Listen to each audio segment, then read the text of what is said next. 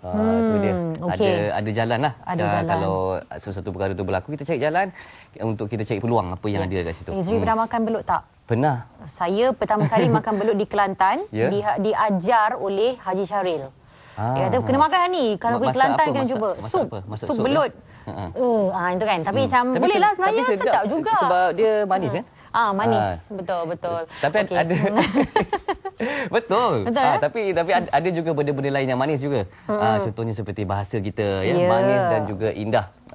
Dan itu juga yang akan kita kongsikan maklumatnya mengenai satu program yang berlangsung, iaitu Genta Bahasa 2015. Ya, jadi untuk kita berkongsi dengan lebih lanjut lagi berkenaan dengan program ini, kita terus bersama-sama dengan tetamu kita, iaitu kita terlebih dahulu nak kenalkan Pengarah Dewan Bahasa dan Pustaka Wilayah Tengah, Haji Abang Padli Abang Muhi, dan juga di hujung sana Encik Ahmad Zairi Muhammad Sohib, Timbalan Pengarah Bahagian Penyelidikan, Perancangan dan Dasar JPA.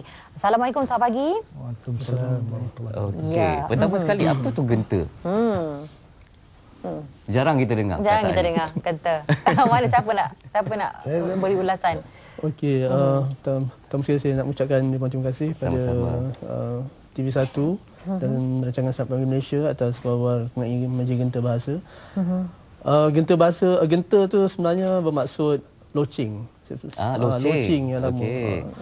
Jadi bila kita menggunakan perkataan genta di dalam majlis genta bahasa tu, dia maksudnya sebagai simbolik untuk mewar-warkan bahasa tu sendirilah. Okey, menggambarkan kemeriahan. Kita nak heboh-hebohkan. Itulah cing macam tu. Macam tu. Okey, dan lebih lanjut berkenaan dengan penganjuran majlis ini. Dan di hujungnya ada dua, maknanya dianjurkan untuk kali yang kedua. Kali kedua. Ya, boleh terangkan lebih lanjut. Okey. Majlis Genta Bahasa kedua ni dianjurkan oleh Jabatan Perkhidmatan Awam dengan kerjasama banyak agensi yang yang melibatkan diri dalam agenda bahasa. Seperti contohnya Dewan Bahasa dan Pustaka sendiri, dan untuk pertama kalinya pihak YADIM, Yayasan Dakwah Islamiah Malaysia, UPM, JKKN dan Istana Budaya lah. Di mana kita dalam tu kita berkolaborasi dengan semua pihak ni untuk menjayakan Majlis Genta Bahasa ni. Dan Majlis Genta Bahasa ni kedua ni dia pernah dilaksanakan pada tahun lepas, iaitu Majlis Genta Bahasa yang pertama pada 2014, di mana kita berkolaborasi juga dengan beberapa pihak. Contohnya Aswara. Dan tahun ni kita buat perubahan sedikitlah dengan kita berkolaborasi dengan agensi yang lain pula. Okey, memandangkan Majlis Genta Bahasa ini adalah merupakan majlis penutup untuk Bulan Bahasa Kebangsaan sektor perkhidmatan awam ya. Jadi kita nak kongsi jugalah perjalanan untuk Bulan Bahasa Kebangsaan untuk tahun ni. Terima kasihlah terlebih dulu kepada pihak RTM kerana telah sudilah untuk mengundang saya dan juga Encik Zairi ni untuk tujuan inilah.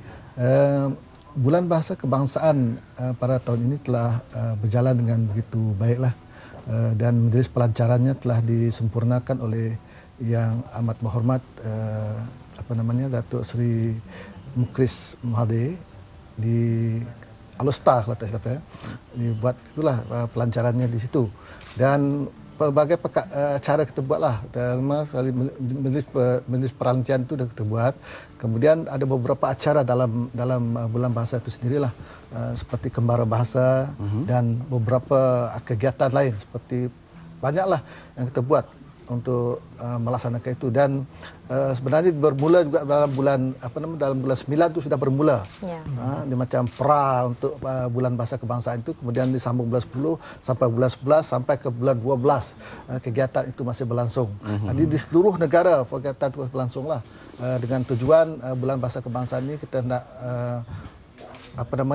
menyedarkan masyarakat kita tentang betapa pentingnya seluruh masyarakat di negara kita ini memartabatkan bahasa Melayu itu sebagai bahasa kebangsaan dan bahasa rasmi sesuai dengan kedudukan bahasa Melayu itu, sesuai dengan kedudukan bahasa Melayu itu seperti mana yang termaktub dalam perkara 152 kurungan 1 Perlembagaan Persekutuan, bahawa bahasa Melayu itu ialah bahasa kebangsaan dan bahasa resmi bagi negara Malaysia yang merdeka itulah. Jadi salah satu kita buat ni sebenarnya Bulan Bahasa ni sejak dulu lagi 60-an, 70-an, 80-an kita buat dah. Jadi kita teruskan saja yang itu kerana kita hendak mengingatkan masyarakat kita bahawa perjuangan, bahawa usaha untuk memartabatkan bahasa Melayu itu sentiasa berjalan dengan itu baik. Okey. Baik, okey, kita cerita tentang kedudukan bahasa Melayu, tentang perlembagaan ni ya. Kalau kita lihat sekarang ini hangat juga dia berkatakan tentang isu bahasa Inggeris ya, daripada bulan lepas lagi ya, apabila ia dibincangkan dan juga dibentangkan malah di parlimen juga ya, tentang ya, program-program seperti DLP, HIP ya, tentang ya, pemekasaan bahasa Malaysia dan juga mempertahankan bahasa Malaysia dan memperkasakan bahasa Inggeris itu sendiri, dan beberapa inisiatif lain yang digunakan untuk meningkatkan kecekapan bahasa Inggeris dalam kalangan rakyat Malaysia. Tapi bahasa Melayu ni dilihat macam dipandang sepi sedikit. Sejak akhir-akhir ni mungkin ada komen tentang perkara itu. Tapi saya ingat dalam sekarang sudah jelas ya, dalam perlembagaan itu sudah jelas, dalam sistem pendidikan pun sudah jelas. Malah kalau kita lihat dalam sistem pendidikan kebangsaan terutamanya, memang bahasa Melayu itu merupakan bahasa penghantar untuk sistem pendidikan itu.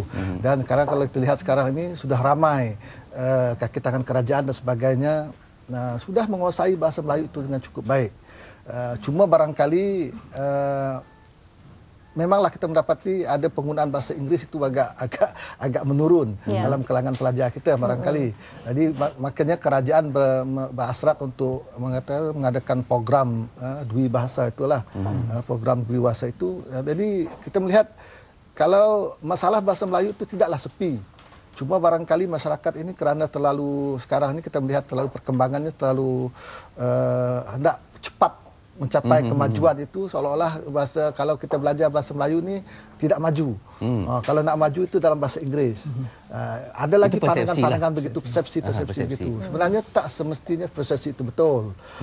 Kalau kita nak memajukan masyarakat kita, pelajar-pelajar kita, generasi muda kita supaya menguasai bahasa Inggeris itu, maka kita harus mengadakan program-program tertentu untuk memperkasakan bahasa Inggeris itu. Bukannya disaingkan dengan bahasa Melayu. Kedudukan bahasa Melayu itu sudah stabil. Sepatutnya tidak perlulah diganggu. Pada pandangan saya lah, tidak perlu diganggu.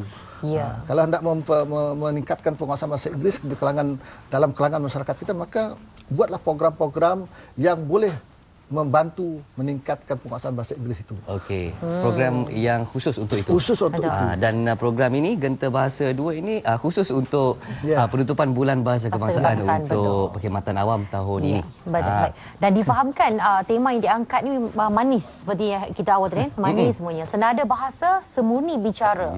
Jadi pasti ada kelainan yang bakal ditampilkan, dan terutama sekali dari segi aspek anugerah yang bakal diberikan, Pak Zahari.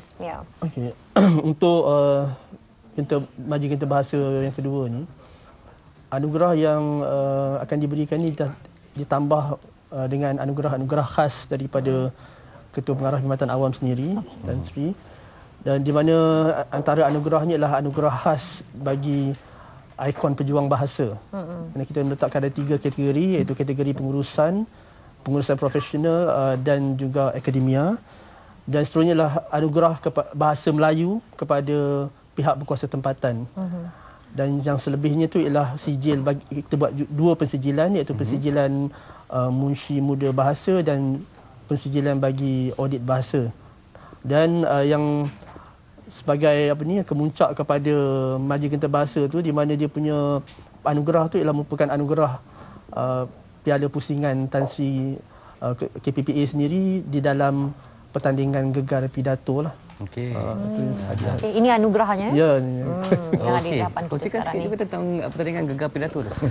Pertandingan gegar pidato telah dilaksanakan dengan kolaborasi JPA dan Universiti Putra Malaysia, yang dilaksanakan di auditorium panggung percubaan UPM pada 12 Oktober 2015, di mana dalam tu seramai 43 orang pejabat awam telah bertanding daripada semua sektor, semua skim perkhidmatan, dan 8 finalis akhirnya bertanding di peringkat akhir, dan terpilih tiga terbaik yang terpilih lah untuk tempat ketiga, kedua dan Johan. Okey, kita nak tahu juga ya mengapa penjawat awam khususnya melalui program Bulan Bahasa Kebangsaan ini mengapa penjawat awam perlu menguasai kemahiran berbahasa itu dan juga mungkin penggunaannya dalam pelbagai konteks tu. Bagi kami Dewan Bahasa dan Pustaka ni, sebab kalau kita lihat dalam Jabatan Perkhidmatan Awam pun sudah ada 2 perkeliling yang dikeluarkan. Yang satu pada tahun 2006, yang satu lagi pada 2011. Kedua-dua perkeliling ini bertujuan untuk mempertingkatkan penggunaan bahasa Melayu dalam kalangan penjawat awam, terutama sekali kerana bahasa Melayu itu ialah bahasa rasmi. Bahasa rasmi maksudnya bahasa yang digunakan dalam takbir urus. Semua kegiatan, semua jabatan kerajaan ini, terutama sekali dalam dokumen-dokumennya, dalam surat menyurat dan sebagainya itulah. Dan untuk menyampaikan sistem penyampaian itu harus menggunakan bahasa Melayu. Jadi makanya tumpuan dia. Kenapa jabatan awam? Kerana jabatan awam ni kita sebagai kaki tangan kerajaan ini, sebagai kaki tangan awam merupakan suri teladan.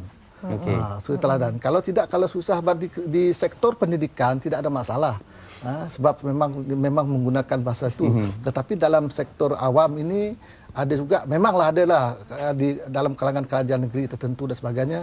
Dari segi realitinya tidaklah sepenuhnya menggunakan bahasa kebangsaan, tetapi dari segi dasar itu kita perlu menetapkan satu dasar yang boleh digunakan oleh semua yang selaraslah. Sebab itu dalam genta ni pun dia sebut juga kan senada semurni bicara. Maknanya kita menggunakan bahasa yang betul, yang baik sebagainya dalam semua urusan itu. Kalau kita tidak buat tumpuan kepada jawatan itu, siapa lagi yang nak dikemukakan, diketengahkan untuk menampilkan penggunaan bahasa yang baiklah sebagai contoh. Maka perkhidmatan awam lah yang paling menonjol. Ya, jadi untuk turut serta sebenarnya boleh pergi ke laman sesawang Jabatan Perkhidmatan Awam dan secara langsungnya akan dilangsung pada auditorium perdana Wisma Radio Angkasa Puri pada pukul 2 petang ini, hari Senin ya. Di Wisma depan. Isnin depan. Hari saja lagi. Hari ini Jumaat. Ya. Okey, 3 hari lagi. Baik, terima kasih Tuan Haji Abang Fadli dari DBP dan juga Encik Ahmad Zairi dari JPA dan syabas juga atas penganjuran Bulan Bahasa Kebangsaan untuk sektor perkhidmatan awam 2015 dan mudah-mudahan program sebegini akan dianjurkan lagi tahun depan dan seterusnya untuk memperkasakan dan mempertabatkan bahasa Melayu sebagai bahasa kebangsaan kita. Baik, untuk